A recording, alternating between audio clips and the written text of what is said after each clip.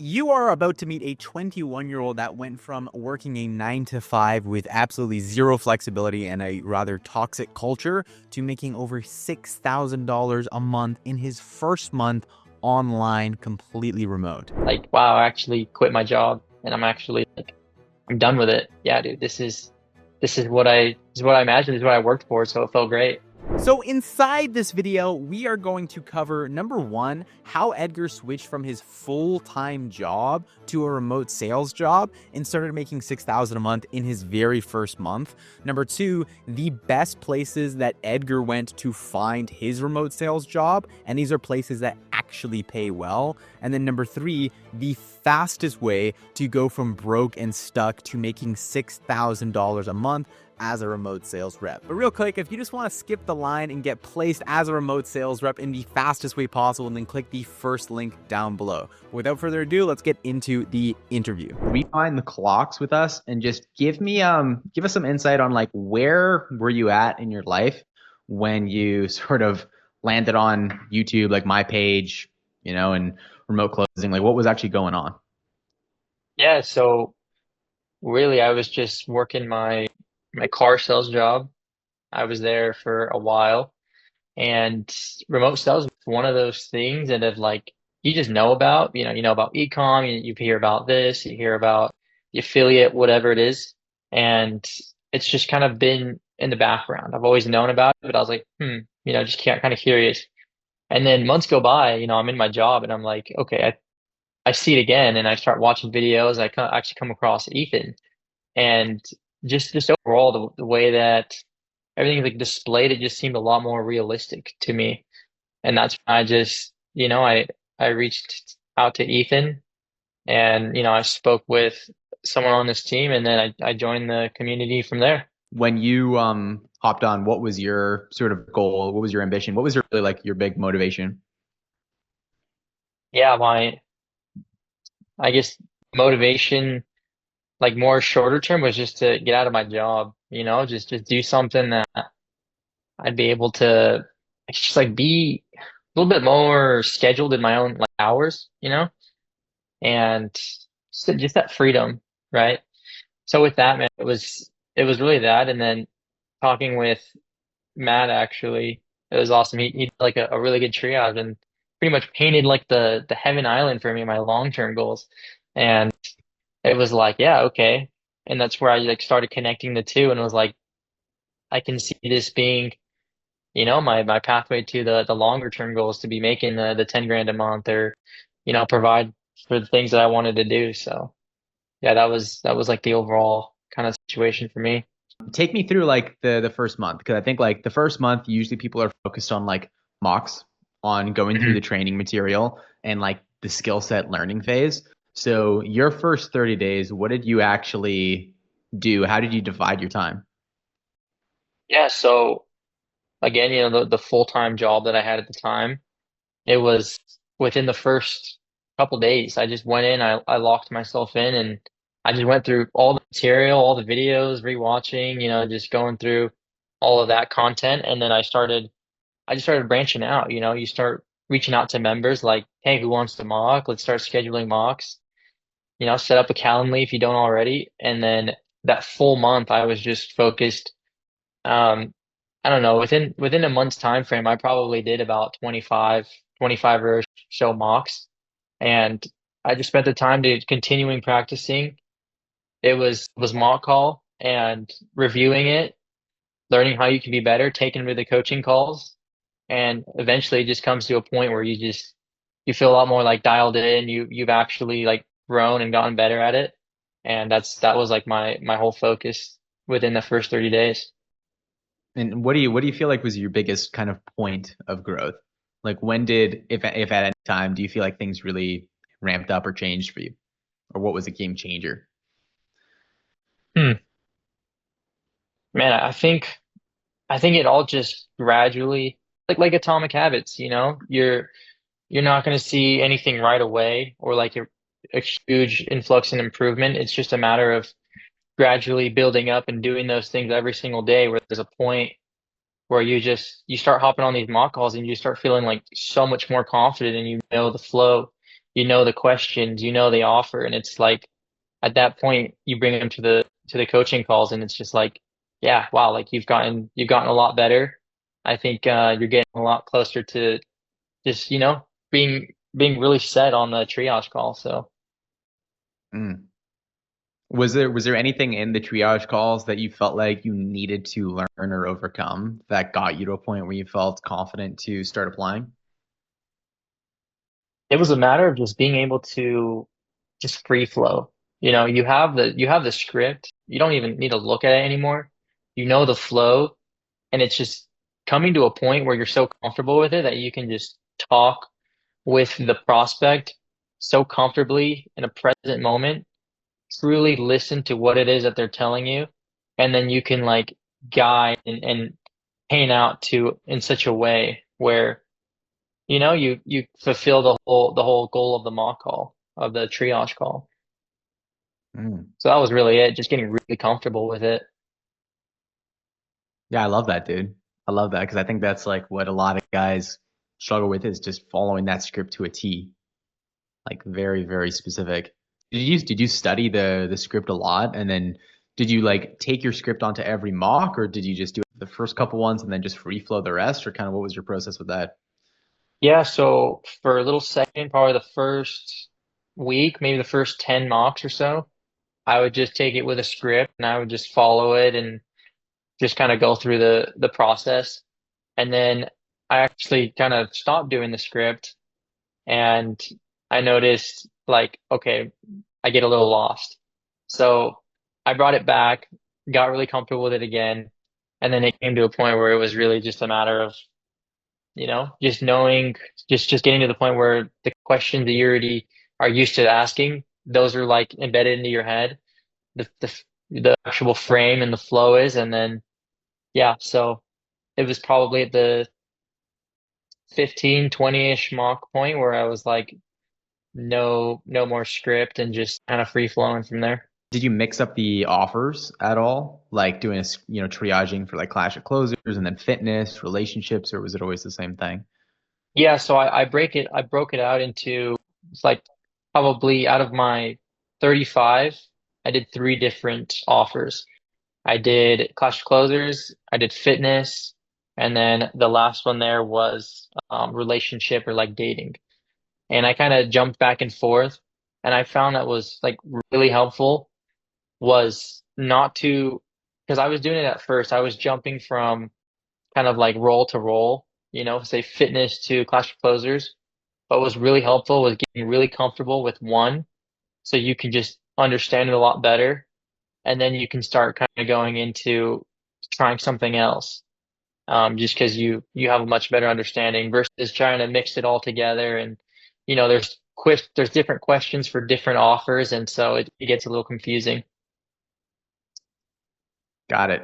Okay. And that's a really good reminder for anyone on this call too, is like as you're role playing, definitely switch that up continuously because you're going to learn new things. You're going to connect different parts of your brain. Okay. And then the last thing kind of on the training portion I want to ask you about is I remember on one of the calls, dude, you mentioned one thing about, going to the gym in like 12 a.m. and it was being late, but it seemed like you had sort of an attitude and mindset shift nearing the end, like just before you got to the call. Do you remember that?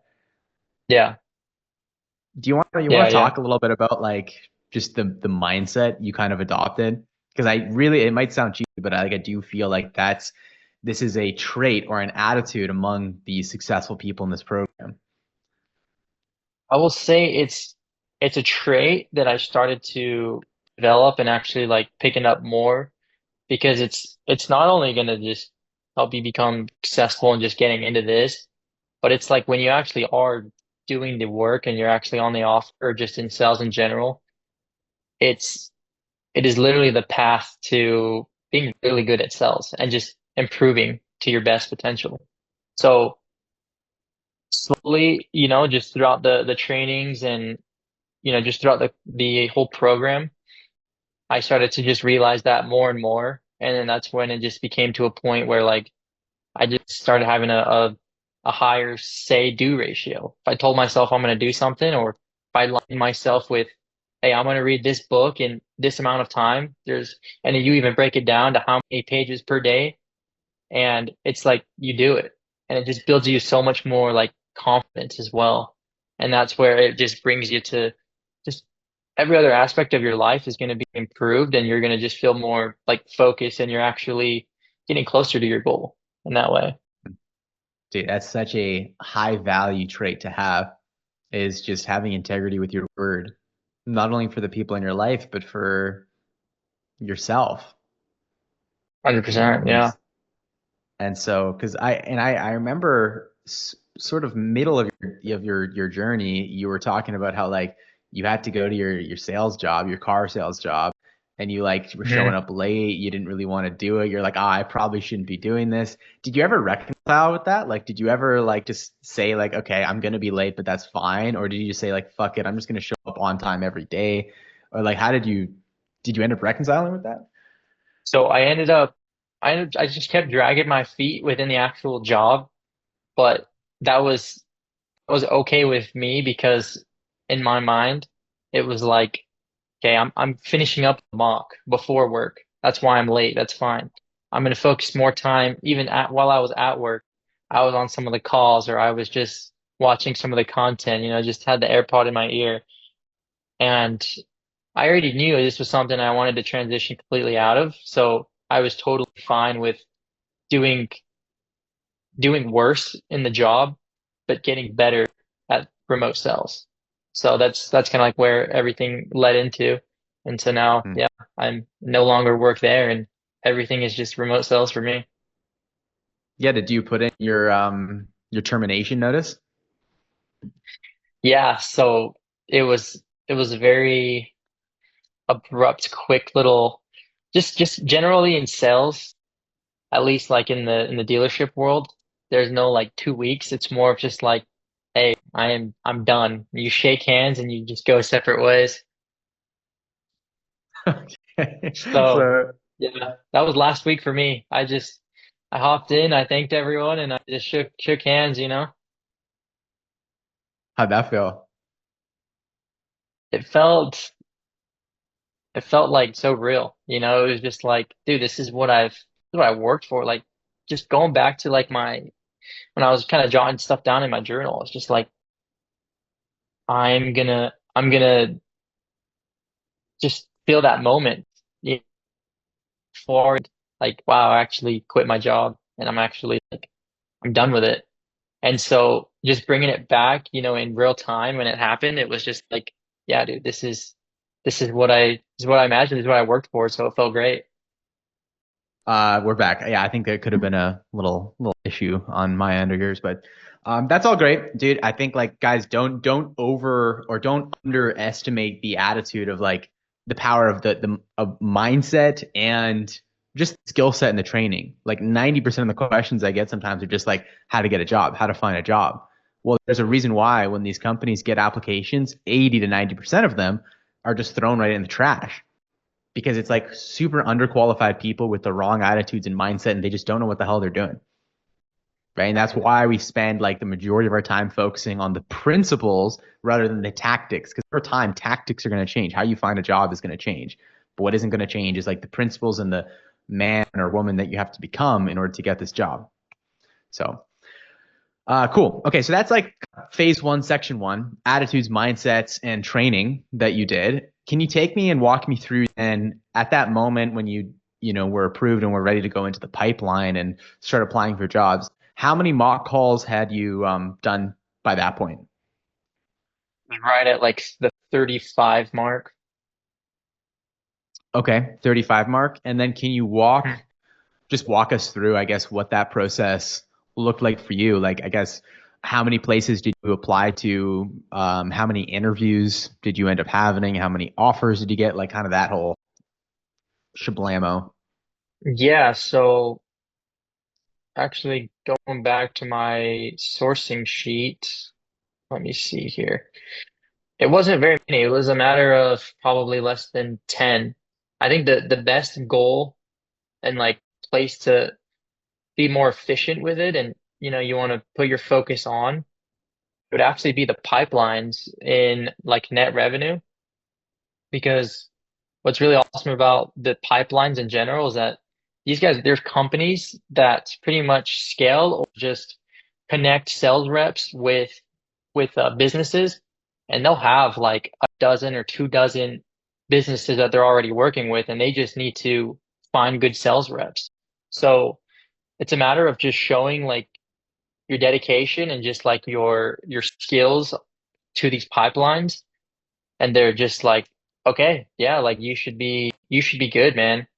And they're just gonna start sending you jobs, or they'll start, showing you what's out there, and like instead of having to go out and like look at what jobs are out there with like, fewer details, these pipelines really break it down, and it's like these are the on-target earnings, these are the hours, this is what's expected. But yeah, to pretty much go into it, I was like probably I'm 7, so like about two two actual jobs that I reached out to personally, and then the other 5 were pipelines before I got offered to work on this role. Hmm. Okay. Okay. And so you went through 5 pipelines, and did you just kind of, because I told you to like just follow those pipelines to like the finish and make sure you get offers from all of them. So can you walk me through, I guess, the pipeline that you did get approved for? Can you walk me through just that process for anyone who doesn't even know like what that even looks like to get that offer? Like what were the step-by-step things that they had you do and that you had to kind of achieve to get that, offer? Yeah, so one thing I noticed, each pipeline is going to be a little bit different of a screening process, but generally you go through, you just submit a regular application. They're going to ask you a list of questions, and then from there you hop on either a one-on-one interview or a group interview, and that's where they're going to just assess basically your application, pretty much your goals with it all. And then once you pass that, it'll be a matter of, okay, you're accepted into the pipeline, and they're going to give you the jobs that are available to you, or just hiring in general, or just straight up from there, one more further screening, and yeah, then you can start applying to these jobs, and then from there you just get connected. So Okay. So you ended up having a group interview and then a screening interview, and then they accepted you in. yeah, so either like a first little group interview or like a one-on-one, and then yeah, like the couple screenings. Okay, cool. So I'm just gonna get even more specific here for anyone because this is gonna be valuable stuff. I guess on the group interview, I guess in your mind, what did you do that made them say, "Hey, I like this guy. I want to move him on to the next thing." Yeah, it honestly, like you just have to show like good energy. Like you just have to show up and like act like you actually want to be there. And it's so much easier obviously when you do, and you've worked so hard for it. Like show them like your dedication into this space, and it's going to be a reflection of, hey, this is how he's going to be when with an actual like with a role. So to stand out, you just, you practice the interview questions, you just prepare yourself, and that's really what it comes down to, being like really comfortable in the interviews is knowing what you might be asked, and also just understanding the whole process of it all. Awesome, awesome, dude. I love that answer. I love it. And what about the screening interview, the one-on-one? Is it same sort of advice, sort of thing, or is there something else that you feel like you did or said that just made them say, "Yup, I'm gonna put this guy in the pipeline. This guy, we got to get him on a job right away." Yeah, so for me, I don't know what it was like for other ones, but the one like one-on-one that I went on, like the business owner he was just direct. He was super straightforward and raw. So it's like there was no BSing. It was just tell him, like skim out all the bull crap and just tell him straight, like, why do you want this? Like be real, like really bring it out. Like what's your whole purpose of it all? And when he sees that, and that you're actually like hungry and you mean it, then I think that's just really what made the difference. Awesome. Awesome, dude. Yeah, if they see you're honest and if you're a person with integrity and you're not lying to them or you're not saying something that's far-fetched, like they're gonna be like, okay, this guy's clearly, he's a guy that I can trust and I can bring onto this. Pretty much, yeah. Yeah. Cool. I see a question in the chat from Lorena that actually relates to this part of the process. She asks, after the interview with the recruiter, um, and from the pipeline that I apply, how do you follow up and find out what kind of offer he has? So yeah, how did that work for you? Did he just like give you an offer on the call and just say, "Yep, let's do this," or was he like you're good, let me just follow up with you later? So I'm sure there is a pipeline that just solely has you rely on your recruiter. Um, for me, like my pipeline that I was accepted into and everything after the assessment screening, they'll have people actually reach out to you and just say, "Hey, we have this opportunity." I reply yes or no, you know, okay, Mm-hmm. still be on the lookout. And then they'll just Okay. keep kind of giving you opportunities. Now I know with some other pipelines, they'll actually just have the list that's out there and they're going to give you all the details about them and you reach out to them before applying for that specifically and just say, "Hey, I want to do this." But yeah, I think for you, like Lorena, what would be best? They want to see that you're like serious about this and just 24-hour follow up and bump every 24 hours as well, or just kind of remind him and just kind of shows them that you're like serious and you actually want to land a job with them. So now walk us through he gave you an offer. He's like, this is how this is the company. Walk us through, I guess, how you evaluated the offer, like how you wanted to go and accept it, and then just kind of what did the first like week look like onboarding, what you have to do, what were the expectations? Yeah. Yeah, so biggest thing is just for yourself, you want to know what you want out of an offer. Is it is it a particular culture? Do you want training along your side? The more of the logistics and stuff. Um, but you want to just listen to the numbers that he gives you. Um, and with that, you just pretty much ask him about those things that's important to you. Like, hey, what am I going to be making? What are the percentages? How's the team culture? What's a normal day to day look like? What am I going to be doing? And then from there, you can make like a really good educated decision. And so for me, first week was literally just a matter of getting access into the CRM where you make calls. You'll see a list of people that filled out the application with their application like answers, and you just start dialing them up. You just have. I noticed the first day I did it, it was so much fun. Like you just have genuine conversations with people. Come at the approach that you're going to help them, that you want to help them, and that's why you're doing this. And you know that it can, right? Because you know the offer is that does well. And from there, I was doing, I don't know, anywhere from 40 to almost 100 outbound dials every day. And you just set up the appointments. You book them with the closer there, and it's just daily meetings for at least my company because they're really like tight knit with each other. And yeah, that's really been it so far today. And I can best hours to work accordingly, or there's like a few hours more in the evening, or sorry, towards the evening, and then in the middle of the day. So they'll kind of gauge and tell you like, hey, these are the best hours of work. However, you're pretty free to just get the job done, reach the KPIs needed. Love it, dude. Love it. And by the way, guys, at any point, if you guys have a question about this, drop it in the chat. Just any follow-up questions. Last thing here, dude, I want to ask you because it's awesome, dude. You followed the process step by step, simple. It's like simple. Like if I ever describe your process to other people, it's like it might not have been easy. Like fuck no, it wasn't easy doing those 35 calls, going through the training, hitting the gym every day, but it's simple. What you did at the end of the day. It's very simple. Okay. Lastly here, dude, is like I want to ask, what are your plans for like the next year? Assuming everything with this company continues the way it's at, and you're hitting like, $6,000 months, and the company continues to grow. and now you're like fully remote. I guess where do you kind of see yourself in the industry and in your life and your career in the next like 365 days?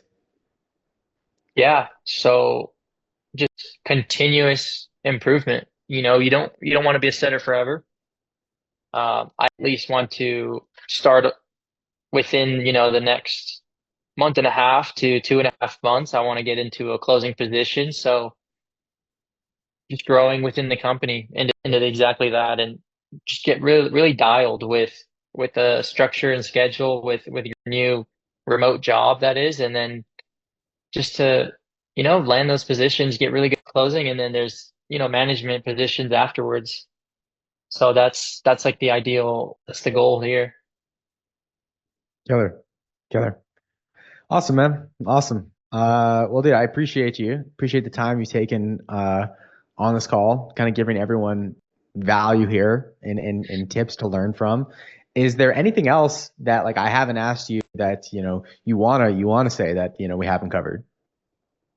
No, I mean, really, it's just a piece of advice is just stay consistent, continue to do the boring things, is no matter how much you don't want to do them. Review the calls, put them in ChatGPT, and just remember that money is a tool. Reinvest it into yourself. Buy the books, buy the subscriptions, buy whatever it is, because in the end, I mean, it's the opportunity cost, in the long run with leveraging your money like that too. So What would you say to someone that's on the fence about spending money on education, on learning, on growth, on coaching? I would just have you stop and realize, like, are you okay taking twice the amount of time that it would take you just doing it on your own kind of thing? It's like, if you're serious about this and you're actually like dedicated and you're going to put in the work, I mean, it feels like a no-brainer. I mean, even the top, Olympians or the top guys in MLB or NBA, like, they have coaches. We're here in Switzerland.